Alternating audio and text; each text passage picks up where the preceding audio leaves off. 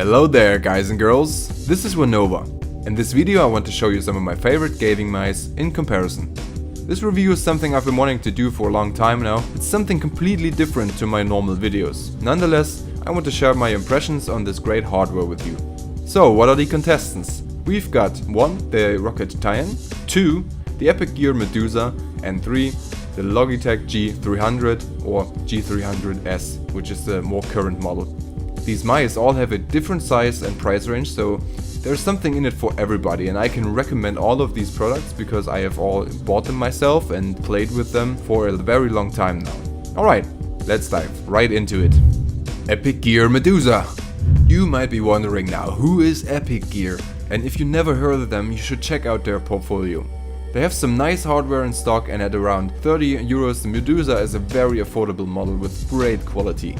This mouse has a very universal size, so it doesn't matter if you have bear claws or dwarf sausages for hands. This mouse will fit your fingers very smoothly.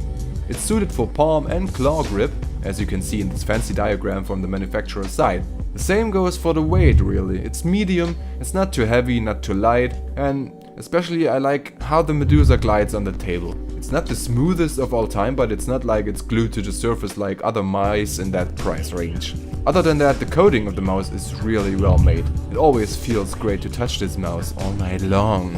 The most fascinating thing about this mouse is that it has 2 different sensors, which kinda makes it look like a smiley face. A pretty creepy one though. With the switch on the bottom you can change between the modes, so you can use the optical sensor and the laser individually or combined in HDST mode. The goal of this HDST mode is to combine the strengths of both technologies while reducing their weaknesses. This makes the mouse suitable for FPS games as well as RTS games.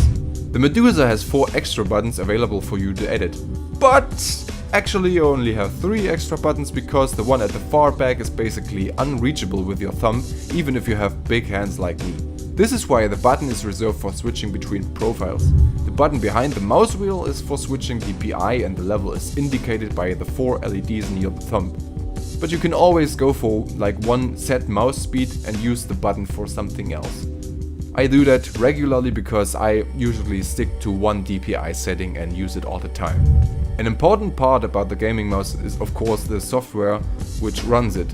The interface of the drivers of the Medusa might not be the prettiest, they look kinda unfinished, untouched, but it does what it is designed to do and it's pretty straightforward. You can save up to 5 different profiles or deactivate them here if you only need one like me.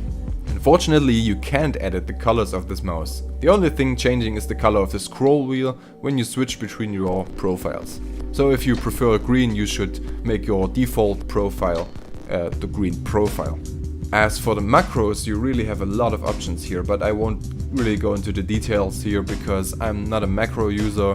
I think for shooters it's counterproductive in most cases anyway.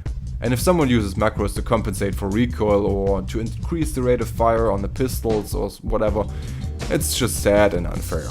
In conclusion, I would recommend this mouse to starters with a smaller budget or players who do not like to have too many buttons getting in the way when playing. You should really try this model out and give Epic Gear a chance. They have a great team and great products from different price ranges. I tested the Medusa for more than a year now and I'm really happy with it. Logitech G300. For me, this was my first gaming mouse ever. I found it by coincidence a few years back and I was really happy because it's fairly cheap for the features you'll get.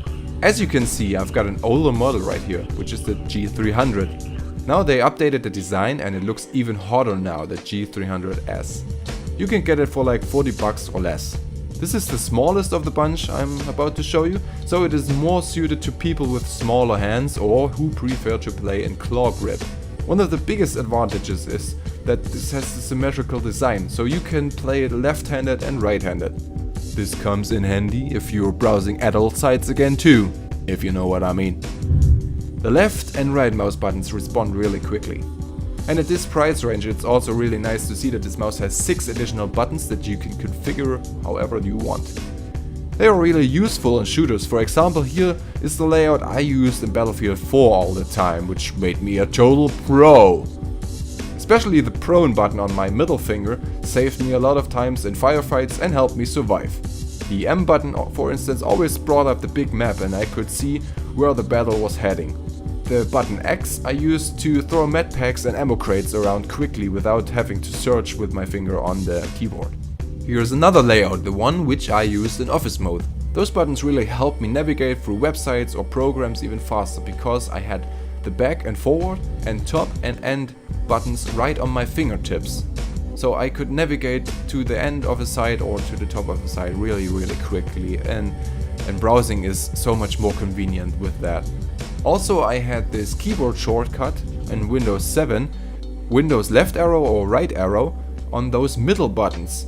This is very comfortable because you can automatically pin your windows to the left side or to the right side, and it fits the window size to half of your screen, which is really comfortable.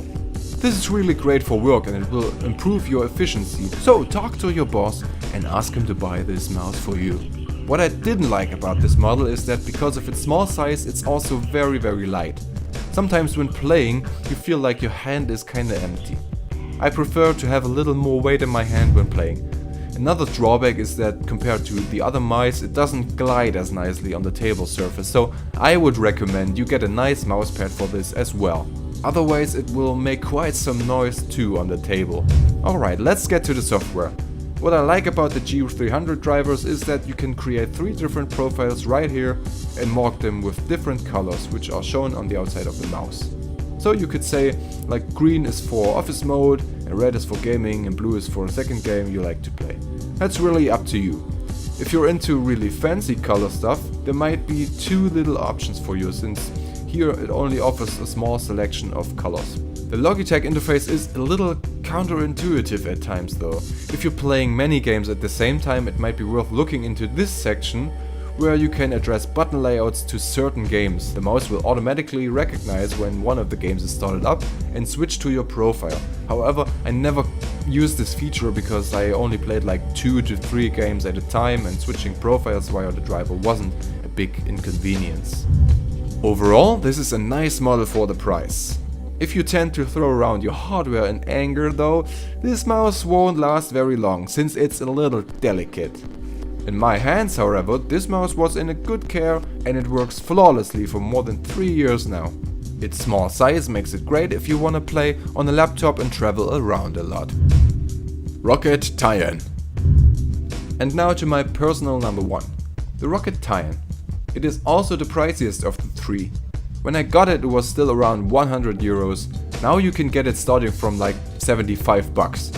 I've been using this mouse for the past 2 years and it never failed me. As you can see from the button layout, it kinda resembles the G300, so I instantly fell in love with this one because it offers those 4 buttons that you can quickly access with your index and middle finger.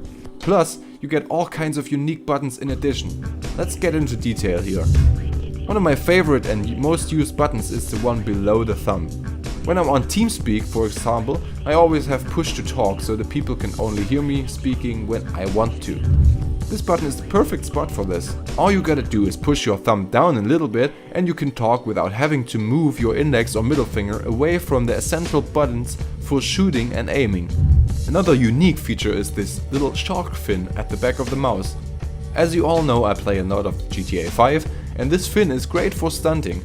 When I make jumps with cars and such, I can tilt the vehicle back or forward just by pushing this fin left or right with my finger knuckles. But wait, there's more! You even get 2 more thumb buttons and this spring-powered switch, which is another fun feature to use. In GTA I use it to quickly switch between characters in story mode. The usability and comfort of this mouse is very nice. It slides very smoothly on a regular table, so no mousepad is required. I'm not a real fan of mouse pads because I always feel like they limit my mouse movement. The Tyan has a very nice weight too, a little above medium I'd say. Unfortunately it doesn't come with additional weight, so if this is important to you, you should pick another model. The mouse is quite big too, so it's perfect for palm grip, but I found out that you can also hold it in a hybrid between palm and claw grip quite comfortably. So now let's take a look into the software. I really like the design of this, but I do think that it is sometimes a real overkill. Partly this is because there are so many options that you have with this mouse. So if you want to get into this topic, it will take some time to go through all of those settings. I'm rather simplistic in that matter, so I don't really spend too much time on making this, except for when I create new button layouts or something. If you're into colors, this mouse is the thing for you. You can choose millions of different shades and add color flow effects and whatnot. Personally, I don't like such effects that drag my attention away from the game, which is why I deactivated the features and use a simple green lighting for the lower side and red for the mouse wheel. Another gimmick this software has is the statistics tracking, and oh my god, I have never looked into this until now. I moved the mouse a total of 38 kilometers. Very soon I will have completed my first hand marathon. Wow, I'm so honored. As you can see, I really love the tie-in. I know 75 or even $100 for a mouse seems intense, but it's a nice investment. I've been using this mouse for so long now. It's like 6 to 8 hours a day during gaming, browsing and editing, and I never had any troubles with this. It's a really robust, well-designed product, and even if you're angry, it's so expensive that you do not want to throw this thing around. Conclusion. If you're looking for mice, I hope this video helped you pick the right model for you. Even if you find these three in particular unappealing, I hope that you kind of made up your mind on how many buttons you need and what your budget is. Everyone has their own favorite manufacturers, I know that, but from my experience, these three do a very nice job. Of course, they are not the right choice if you want to play online MMOs or complex RPG games, since they just lack buttons. You need much more for those kind of games. But for shooters, action games and even office tasks, those mice are really the perfect choice in my opinion. Thank you for watching. If you enjoyed this and want more of this, let me know in the comment section below. Vanova over.